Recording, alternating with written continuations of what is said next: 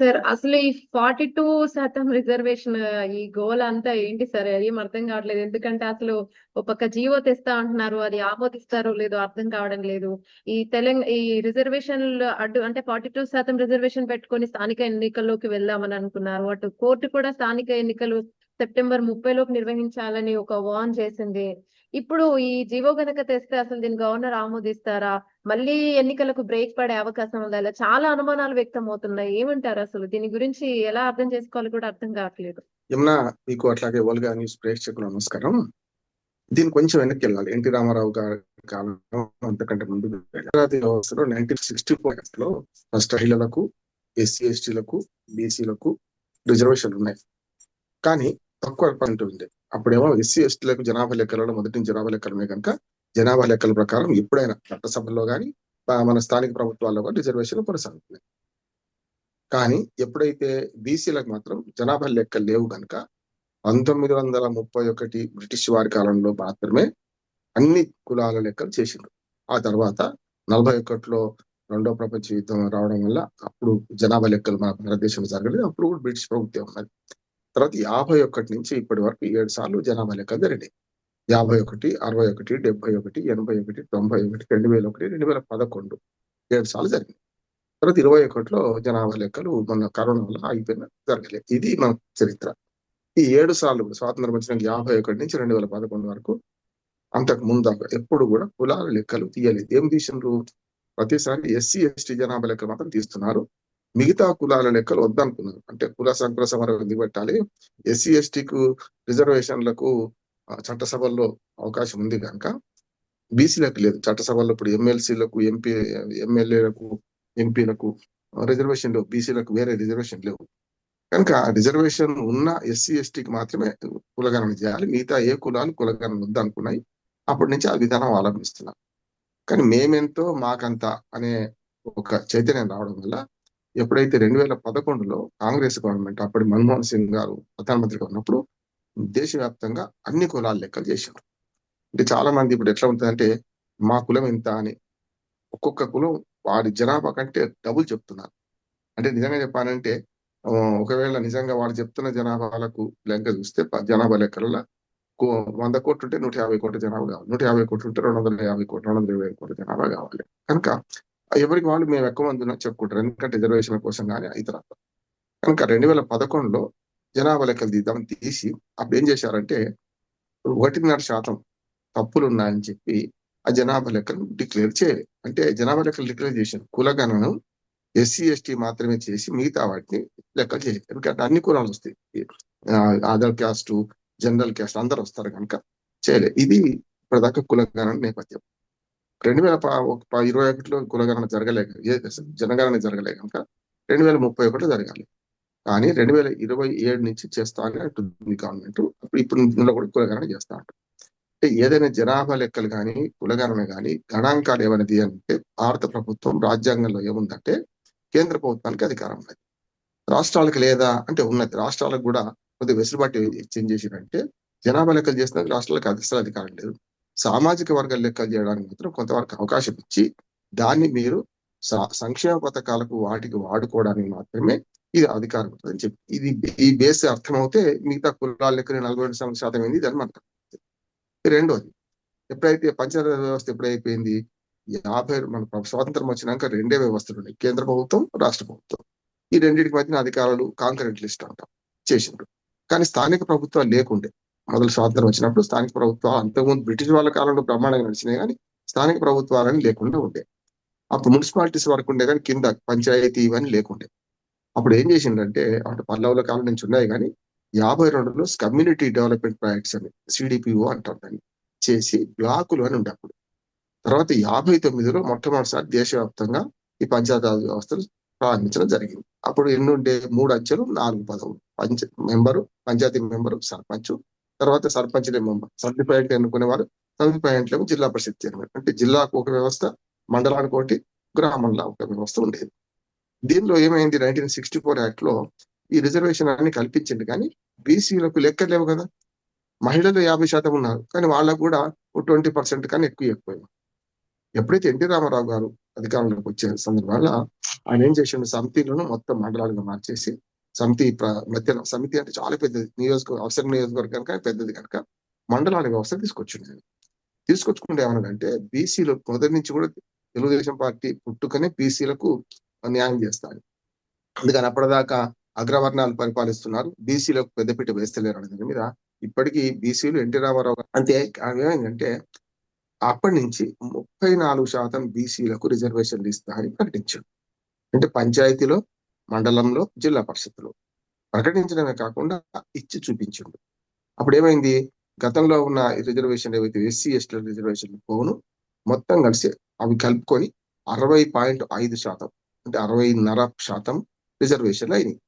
అప్పుడే మండలాలకు, పంచాయతీలకు డైరెక్ట్ ఎలక్షన్స్, సమితి పాయింట్ల గతంలో డైరెక్ట్ ఎలక్షన్స్ లేకుండే, కానీ సమితికి డైరెక్ట్ ఎలక్షన్, మండలాలకు డైరెక్ట్ ఎలక్షన్, జిల్లా పరిషత్ డైరెక్ట్ ఎలక్షన్ పెట్టడమే కాకుండా 34% బీసీలకు రిజర్వేషన్ ఇస్తూ జనాభా లెక్క లేవు కదా, ఎట్లా ఇవ్వాలి మరి, ఏ ఏ పంచాయతీలో బీసీలు ఎంతమంది ఎట్లా తెలవాలి కనుక మామూలు లెక్కల ప్రకారం చూసుకుంటూ రొటేషన్ పద్ధతిలో, లాటరీ పద్ధతిలో బీసీలకు రిజర్వేషన్ మొదలుపెట్టాడు 34%.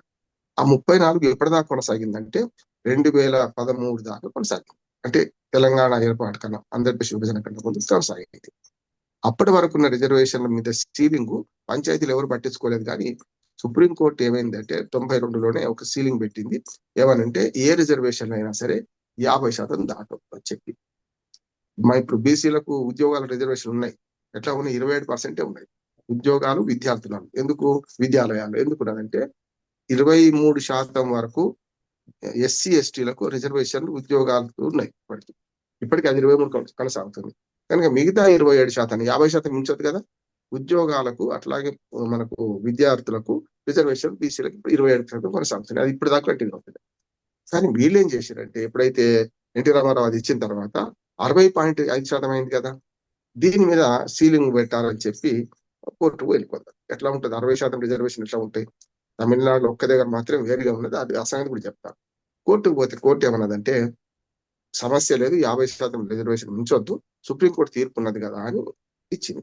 ఇస్తే అప్పుడు కిరణ్ కుమార్ రెడ్డి గారు ముఖ్యమంత్రి ఉండి ఏమన్నారంటే, అయ్యా ఒక్కసారి నోటిఫికేషన్ ఇష్యూ అయింది, ఎలక్షన్స్ పోతున్నాం, ఇక కొద్ది రోజుల టైం ఉన్నది, ఇప్పుడు మారిస్తే బాగుండదు, ఇది 2013 తెలంగాణ రాకముందు సంగతి చెప్తాను, ఎలక్షన్ జరుపుకుంటాం, మాకు ఈసారి అవకాశం ఇవ్వండి అని చెప్పి హైకోర్టు ఆఫ్ ఆంధ్రప్రదేశ్ ఉమ్మడి హైకోర్టుని కోరితే అప్పుడు వాళ్ళు ఏమన్నారంటే సరే ఈసారి ఒక్కసారి ఇస్తాం, మళ్ళీ మీరు అడగొద్దు, మేము ఇవ్వద్దు అని చెప్పి ఆనాడు వార్నింగ్ ఇచ్చి రిజర్వేషన్ కొనసాగించింది. అప్పుడు 60.5% రిజర్వేషన్ మొత్తం కలిసి బీసీలకు 34% రిజర్వ్ కొనసాగింది.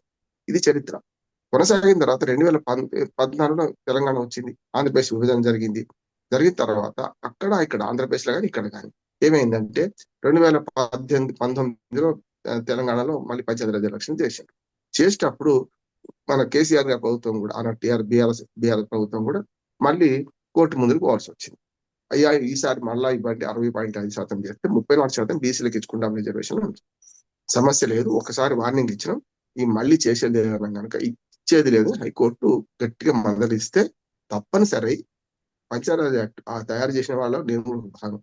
అప్పుడు ఏం చేశానంటే ఈ 50% దాటకుండా ఉండాలంటే అప్పటికి ఎస్సీ ఎస్టీల రిజర్వేషన్లు పెరిగినాయి, ఎందుకంటే ఎస్సీ ఎస్టీలు ప్రతిసారి జనాభా లెక్కలు అవుతుంటాయి కదా, దాని ప్రకారం ఎస్సీలకు 18%, ఎస్టీలకు 10%, 25% రిజర్వేషన్ పోగా 50 లెక్క 22% మిగిలింది, 22.5%, 23% మిగిలింది.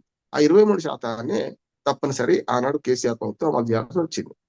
కేసీఆర్ ఏదో బీసీలకు అన్యాయం చేసి ఉన్నది అని ఇప్పుడు చెప్తున్నారు మీరు. ఇప్పుడు ఏమైందంటే 23% బీసీలకు మిగతాది అమలు అవుతున్నది. ఇప్పుడు వీళ్ళు ఏం చేసిండ్రు, దీన్ని మారుస్తాను, కేసీఆర్ గారు అన్యాయం చేసిండ్రు అని చెప్పి బీసీల ఓట్ల కోసం 42% రిజర్వేషన్ ఇస్తామని చెప్పి కామారెడ్డి డిక్లరేషన్ చేసిండు. వీళ్ళు చేసేటప్పుడు ఆ జ్ఞానం ఏముండాలంటే సోయి అంటారు ఈ తెలంగాణ పరిభాషలో, ఏముండాలంటే మరి గతంలో కేసీఆర్ ఎందుకు చేయలేకపోయిండు, మరి గతంలో తెలంగాణ వచ్చినాక ఇది ఎందుకు వెనుకపోయింది, మరి దాన్ని ఎట్లా కోర్టు తీర్పు ఉన్నప్పుడు మనం ఏం చేద్దామని ఆలోచన చేస్తే ఈ హామీ ఇవ్వకపోయేవాడు.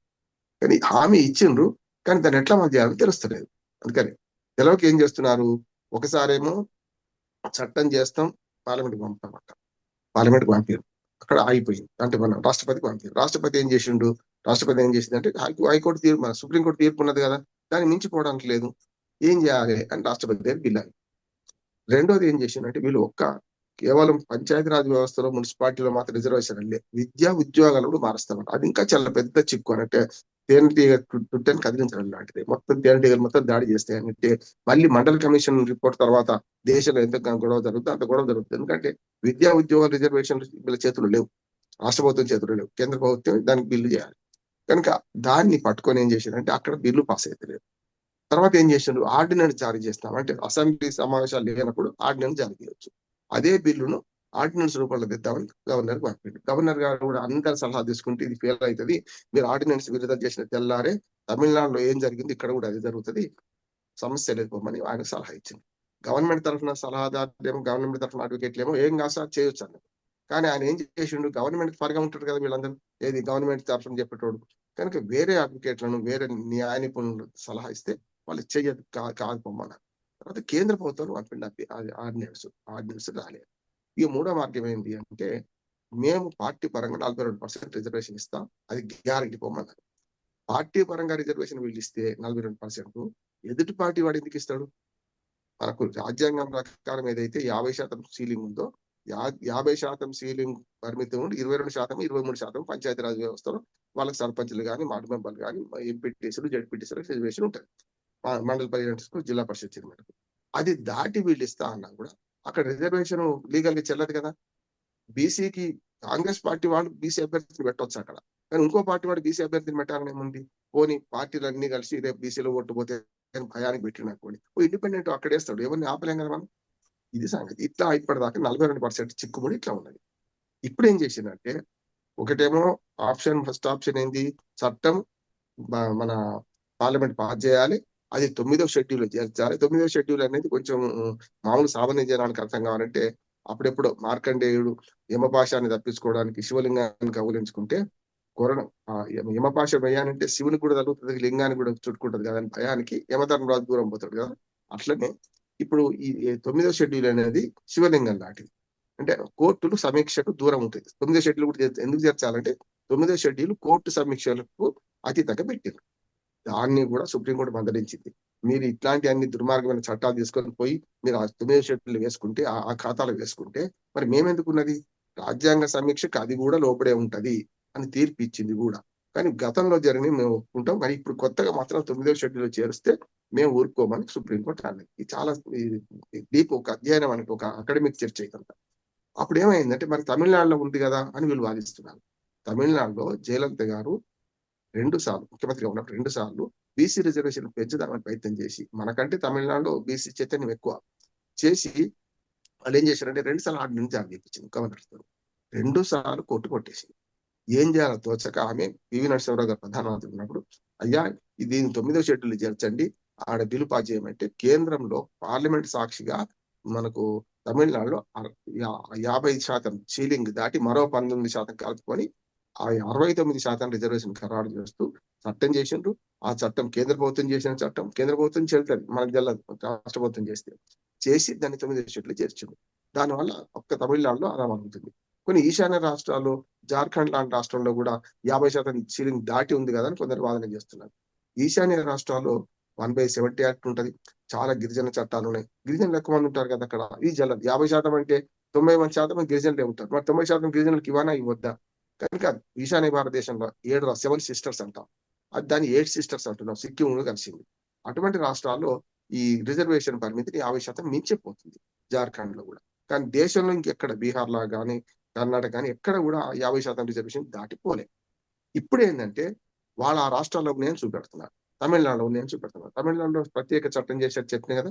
ఇప్పుడు వీళ్ళు చేయాల్సింది ఏంటంటే ప్రత్యేక చట్టం చేసి 9వ షెడ్యూల్ చేరిస్తే కొంతవరకు ఉపశమనం ఉండే. వీళ్ళు ఏం చేసిండ్రు, విద్యా ఉద్యోగాల మన ప్రచార వ్యవస్థలు చేసుకుంటూ పంపిండ్రు. అది రాష్ట్రపతి ఆమోదం పొందలేదు, రాష్ట్రపతి బిల్లు ప్రవేశపెట్టడానికి అనుమతించరు, కనుక సమస్య లేదు. రెండోది వీళ్ళు ఇంకో ఆర్డినెన్స్ గవర్నర్, రాష్ట్రపతి ఆపెట్టినట్టు గవర్నర్ ఇస్తారా? ఇయ్యారు కదా, గవర్నర్ కూడా పోయింది. ఇక మూడో ఆప్షన్ వీళ్ళు 42% రిజర్వేషన్ ఇస్తారు ప్రయత్నం చేసింది. ఇది ఇవన్నీ పోయిన తర్వాత ఎక్కడికి వచ్చింది ఇప్పుడు అంటే మళ్ళీ అదే మొన్నటిదాకా ఆర్డినెన్స్ చేసిందానే కేసీఆర్ అన్యాయం చేసిండు అప్పుడు 2018 పంచాయతీ యాక్ట్ తీసుకొచ్చని చెప్పి అందులో మేము సీలింగ్ ఎత్తేస్తామంటున్నారు. వీళ్ళ చేతులు లేదు. ఈ 50% సీలింగ్ అనేది సుప్రీంకోర్టు పెట్టింది. ఈ వీళ్ళలో ప్రభుత్వం పెట్టలే, కేసీఆర్ పెట్టలే.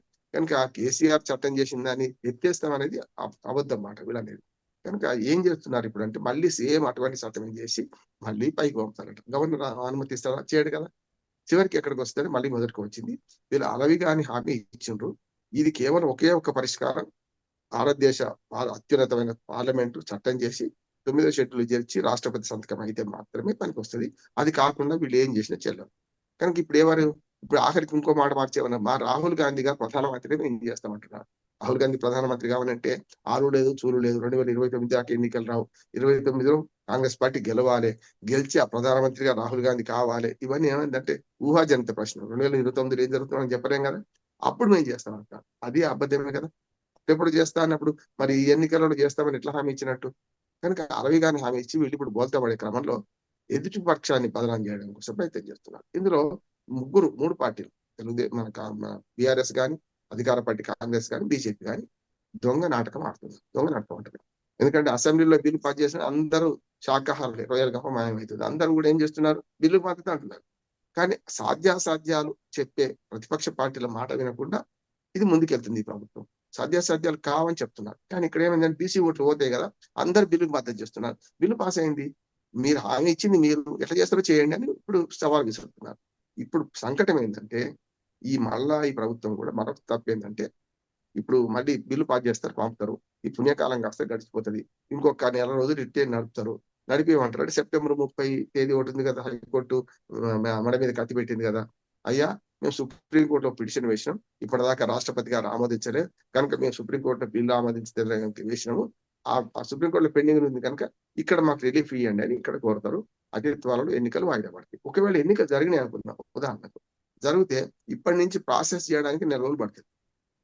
డిలిమిటేషన్ కావాలి, రిజర్వేషన్ల ఖరారు కావాలి. ఏ పంచాయతీ బీసీకి, ఏ పంచాయతీ ఎస్సీకి, ఏ పంచాయతీ ఎస్టీకి రిజర్వేషన్ కావాలి కదా. దాని తర్వాత ఎన్నికలకు నోటిఫికేషన్ రావాలి. ఆ తర్వాత వారం రోజులు టైం ఉంటది. వారం రోజుల తర్వాత మన నామినేషన్లు, స్క్రూటినీ, విడ్రాయల్స్ ఇవన్నీ ఎవరికి అక్టోబర్ వస్తుంది. అంటే పుణ్యకాలంగా పోతుంది కదా. సెప్టెంబర్ 30 లోపు ఎలక్షన్ జరగవు. ఒకవేళ జరుపుదాన్ని ఎంత ప్రయత్నం చేసినా నెల టైం ఉంది వాటి నుంచి. వాడు 31 తారీఖు ఆగస్టు నెలలోపడైతే ఎలక్షన్ జరగవు. మధ్యాహ్నం పండుగలు వస్తున్నాయి. అట్లానే మనకు దసరా పండుగ 2 అక్టోబర్ ఉన్నది. ఇవన్నీ చూసుకుంటే ఈ మెల్లమెల్లగా ఎన్నికల వాయిదాకే ఇవన్నీ రకరకాల పద్ధతులు పెట్టి ప్రజలను, అటు ప్రతిపక్షాలను మొత్తం అసెంబ్లీ సాక్షిగా తప్పుదోవ పట్టించి చేసే ప్రయత్నం చేస్తున్నారు. ఇవాళ ఏదైతే అసెంబ్లీ సాక్షిగా బిల్లు ప్రవేశపెట్టిండ్రో అది మళ్ళా పాతదే. అంటే కొత్త సీసాలు పాత సారా పోసి అక్కడికి పంపుతున్నారు. సారా పాతదే కదా, సారాంశం కూడా పాతదే ఉంటుంది. సారా పాతది, సారాంశం కూడా పాతదే కనుక ఈ బిల్లు పాస్ కాదు. ఈ ఎలక్షన్ వాయిదా పడే అవకాశమే ఎక్కువ ఉందని నేను అంటాను. ఇంత వివరంగా చెప్తే గానీ ఇది నాకు అర్థం కాదు.